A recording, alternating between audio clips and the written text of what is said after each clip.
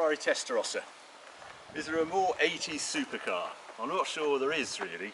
And it was actually launched almost 30 years to the day because it first appeared at the Paris Motor Show in September 1984. And I'm going to give you a little guided tour around this one, which I bought earlier this year. It's one of those cars I've had on the bucket list for quite some time. As you probably know, if you've viewed any of my videos before, I've had a Countach for a number of years, and I've always wanted to put a Testarossa beside it, and earlier this year finally found one, the right one, everything ticked all the boxes, and here it is. I'll give you a tour. Here we are. Give us a camera. I think it's one of those wonderful designs. It's a Pininfarina design, and from the back I think it's just spectacular.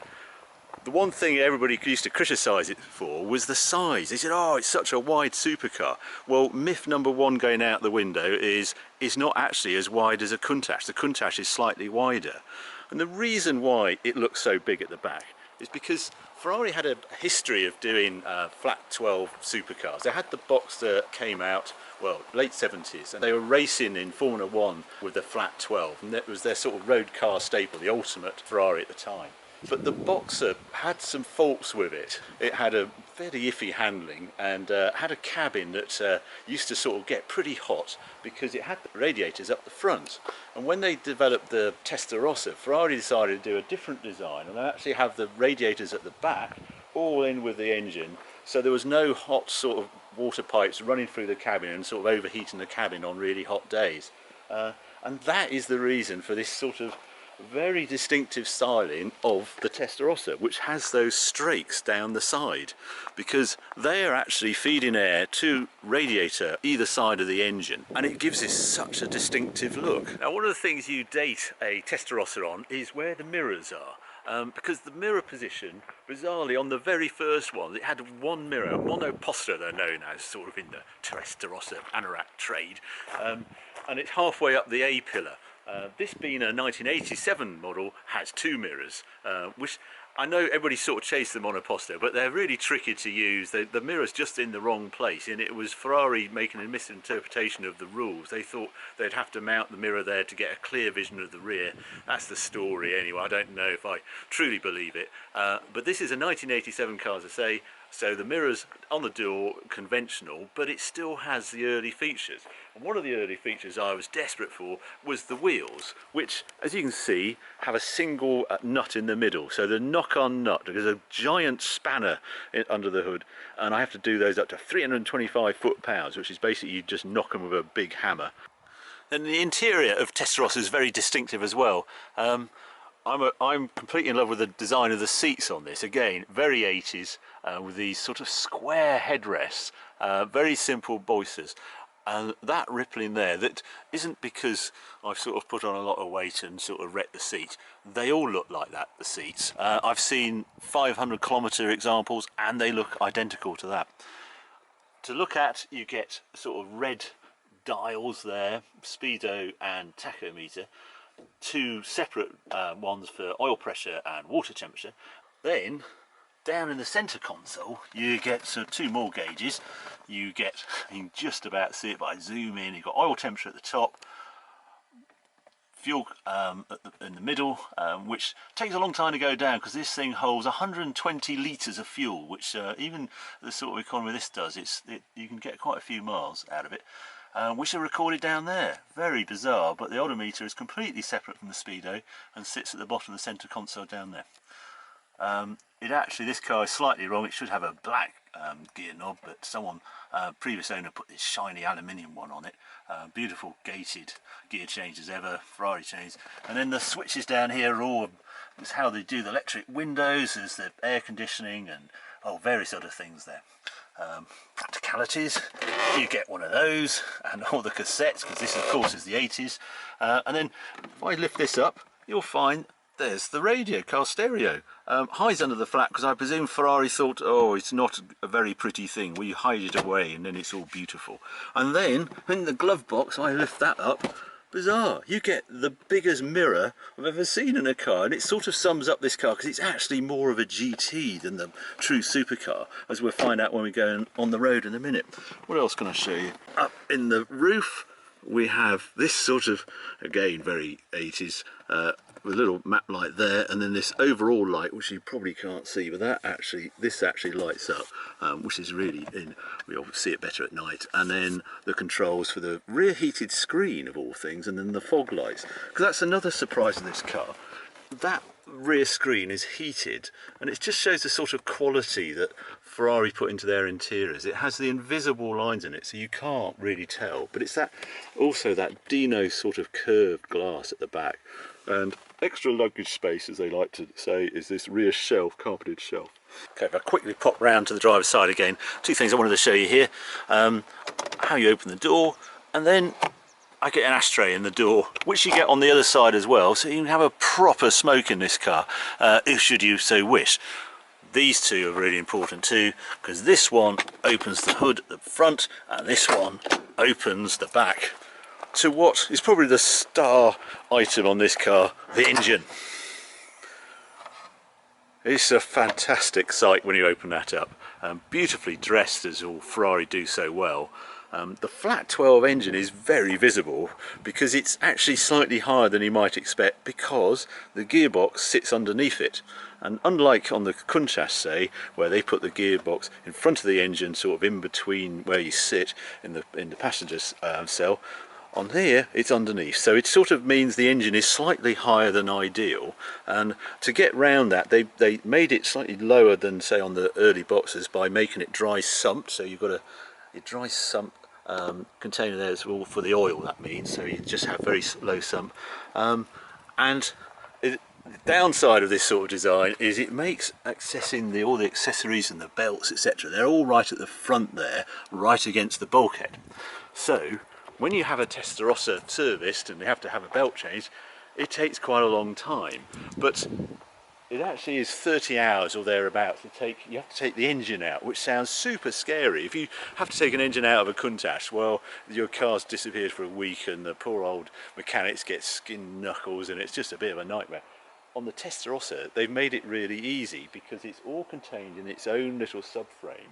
And you can almost see it actually. If I go in here, there's bolts. This is actually sort of two parts here. So basically you're dropping out the subframe, and all the suspension all goes with it. So it's like sort of taking an engine out of a Porsche 911 or something like that. It's all designed to come out pretty easily, but it's still about 30 hours or thereabouts to change belts on one of these things. On the 512 that then superseded the Testarossa, they managed to mount the engine slightly lower by not putting on that subframe, and on that car you extract the engine out the top, and it actually takes 36 hours or thereabouts to change belts on one of those. And it was something of the period, because the Ferrari 355 has the same sort of system as this, and that's 26 hours to change belts on it. And when they first came out, they used to recommend a belt change every 2 years. So another myth is about the expense of servicing this. It's sort of partly true if you stuck to the 2-year servicing, but no one I know does. And most Testarossa owners now have changed the belts between 3 and 5 years to bring that cost down, the cost of ownership down. And up the front is this vast boot, which is plenty big enough for going away on a proper tour. If you're going to Europe on one of these, you won't really run out of luggage space in a Testarossa, because not only have you got this, you've obviously got that space behind the seats as well. But it's actually what's underneath there I just want to show you. Because yeah, once you've taken the sort of false floor out the boot, you end up with that, a little space saver wheel with the very unusual knock-on hub, so you can sort of see how it all works there with the spines. And then the typical Ferrari toolkit, and it's just this detail that Ferrari do so well. If you look at that, every screwdriver with Ferrari written on it, even the spanners, every spanner, Ferrari. Pliers, Ferrari. I just love details like that. It's what Ferrari do so well. But what's really special about this car is the way it drives.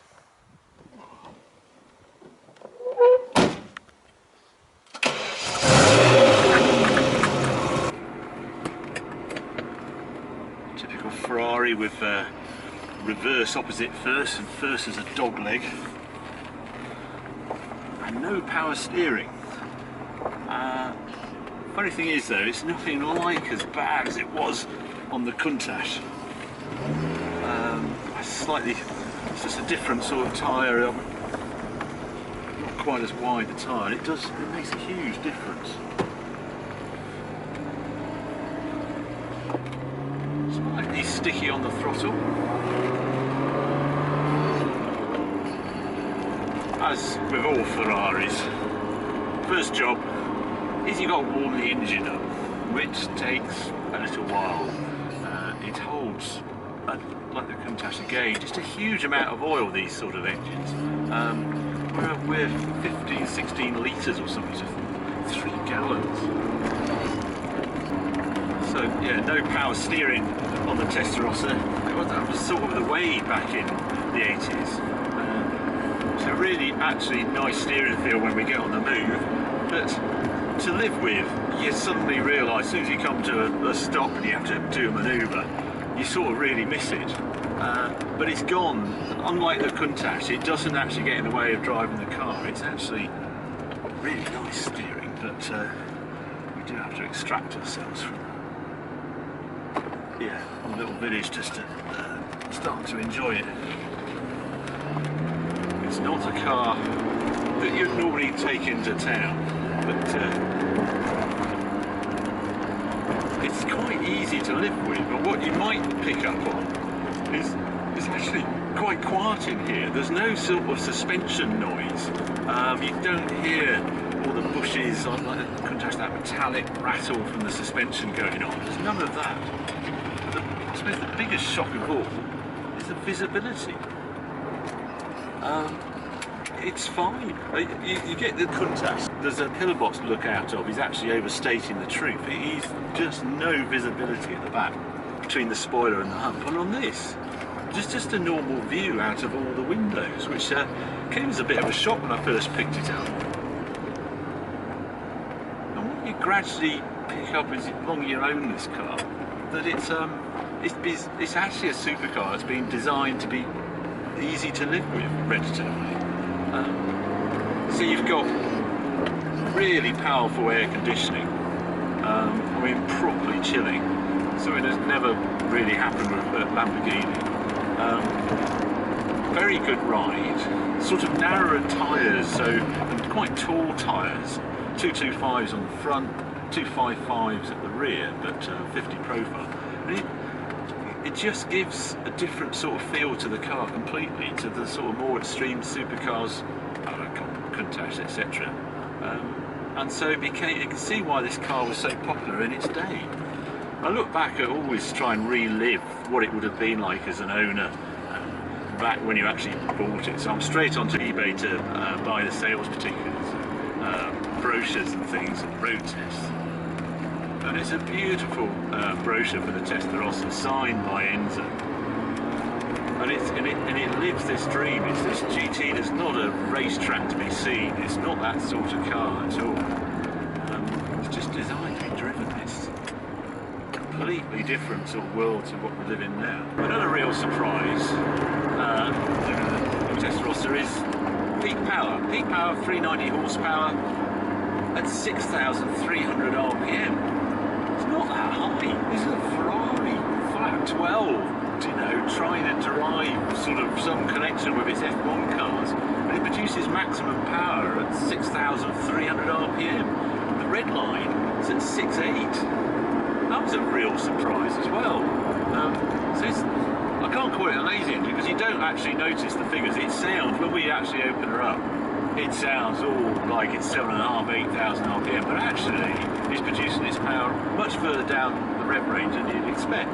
And being a 5 litre lump anyway, 4.9 litre thereabouts, there's obviously a fair bit of torque, 360 pounds of torque, and that's produced around 4,000 RPM or so. But very, very nice engine, super smooth, injected. I actually had this poor car sat around just before I bought it. So I had to have the injectors done. There you go. So here we are. We're doing an overtake. Listen to that.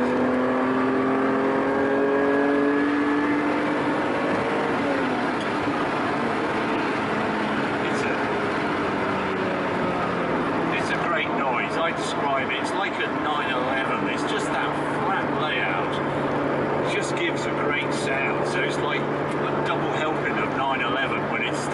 wind up the flat 12 rather than the flat 6. Another thing you notice from old cars is how close you are to the windscreen. Like it's just sort of there, comes right back. None of this sort of huge expansive dash that you get with today's cars. It's sort of in the action. And another surprise is if you open the windows, drop the windows, you think you're going to get more sound. No, it's not. This car's running a standard exhaust, and actually the noise is all inside.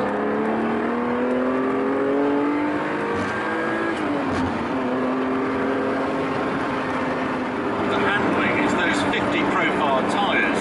When they came out with the 512, one of the things they did is drop the engine down slightly to try and get rid of sort of slight rollovers, that tall engine just tipping you in the corners.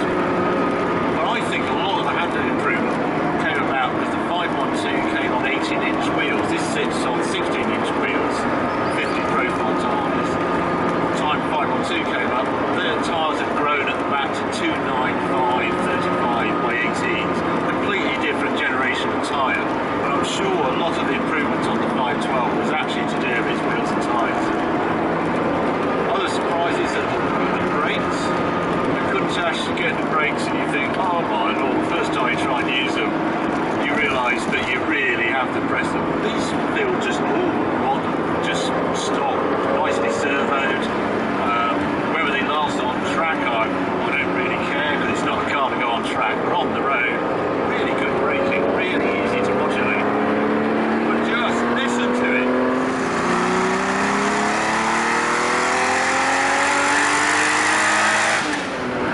It's just one of those great sounding engines.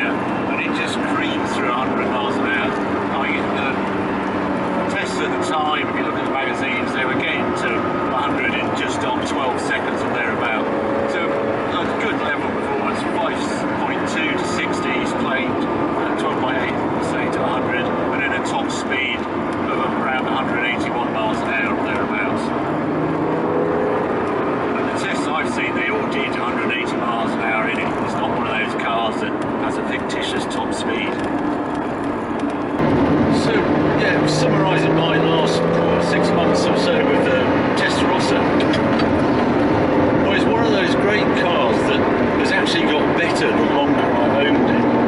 There was a slight wobble right at the beginning because the thing really hadn't done any miles, and same old story. We had issues with the injectors, so we had to get those cleaned out, and I had to take the fuel metering units off, get those rebuilt, because it wasn't quite running as clean as it should. Now I've got a super fit Testarossa back, and I'm enjoying it massively. One, because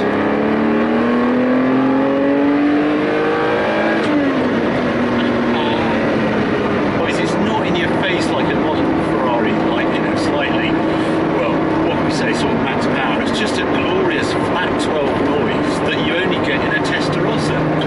So I knew I'd going to enjoy that, and very much so. I mean, it gives, racing hairs down at the back of your neck. It's just ace sort of sound. Love that about it. I love its sort of